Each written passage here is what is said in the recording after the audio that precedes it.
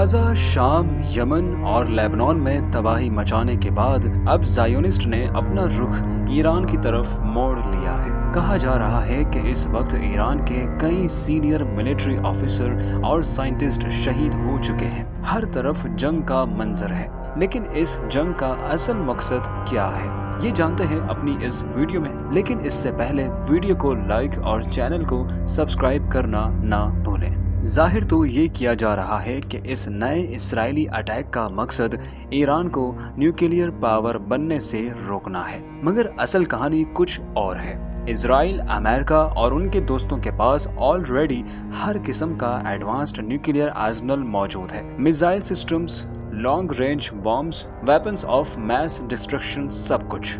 इसके बावजूद दुनिया खामोश है, कोई उनसे सवाल करने की हिम्मत तक नहीं करता। लेकिन ईरान, उसके पास ना वॉर हेड्स हैं, ना इंटरकॉन्टिनेंटल मिसाइल्स, सिर्फ इंटेंशन है, वो भी अपनी हिफाजत के लिए।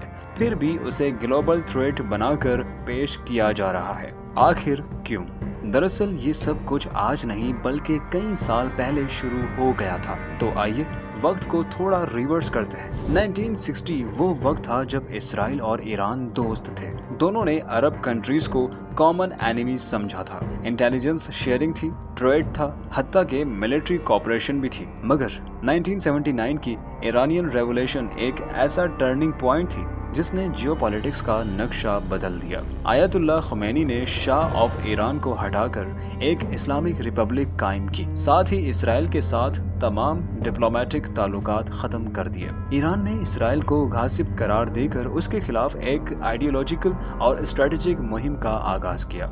ईरान ने सबसे पहले लेबनान में हिजबुल्लाह को ट्रेन करना शुरू किया, एक ऐसी फोर्स जो इसराइल के खिलाफ रेजिस्ट कर सके। फिर आहिस्ता आहिस्ता ईरान ने PLO, हमास और इस्लामिक जिहाद जैसे पैलेस्टीनियन रेजिस्टेंट ग्रुप्स को भी सपोर्ट देना शुरू कर दिया। इसराइल ने इसका जवाब 2006 में दिया, जब उसने हिजबुल्लाह के खिलाफ फुल स्केल वॉर छेड़ दी। और यहीं से गाजा में भी इसराइल के एक के बाद एक हमले शुरू हो गए। 2008 से आज 2025 तक ये सिलसिला रुकने का नाम नहीं ले रहा। दूसरी तरफ दुनिया के दूसरे हिस्सों में भी तबाही फैली हुई थी। 2003 की इराक वॉर में अमेरिका ने सद्दाम को मारकर पूरा मुल्क तबाह कर दिया।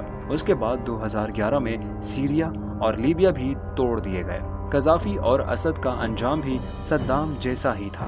अब एक एक करके गल्फ कंट्रीज इसराइल के सामने सरेंडर करने लगे और पीस डील्स का सिलसिला शुरू हुआ। जब सब ने मुजाहिमत से मुंह मोड़ लिया, तब ईरान ने आगे बढ़कर कहा कि मैं अकेला सही, लेकिन रुकूंगा नहीं। ईरान ने मजीद हमास, हिजबुल्लाह, हौथीस और सीरिया इराक के रेजिस्टेंट ग्रुप्स को सपोर्ट देना शुरू किया। ईरान ने दुनिया के उन कंट्रीज से भी रिलेशंस स्ट्रॉन्ग किए जो अमेरिका के अगेंस्ट स्टैंड लेते हैं, जैसे Cuba, Venezuela, north Korea, Russia और चाइना। ये सब कुछ उस वक्त हुआ जब ईरान खुद इकोनॉमिक सैंक्शंस का शिकार था। इस सब के बाद भी ईरान ने हार नहीं मानी और रेजिस्टेंस को जिंदा रखा। ये कहना गलत नहीं होगा कि ईरान से भी मिस्टेक्स हुई, मगर ये बात क्लियर है कि आज अगर इसराइल टेंशन में है तो उसकी वजह ईरान है। मौजूदा सिचुएशन में भी ईरान से कुछ मिस्टेक्स हुई, जैसे कि ईरान को इस बात का अंदाजा था कि आज नहीं तो कल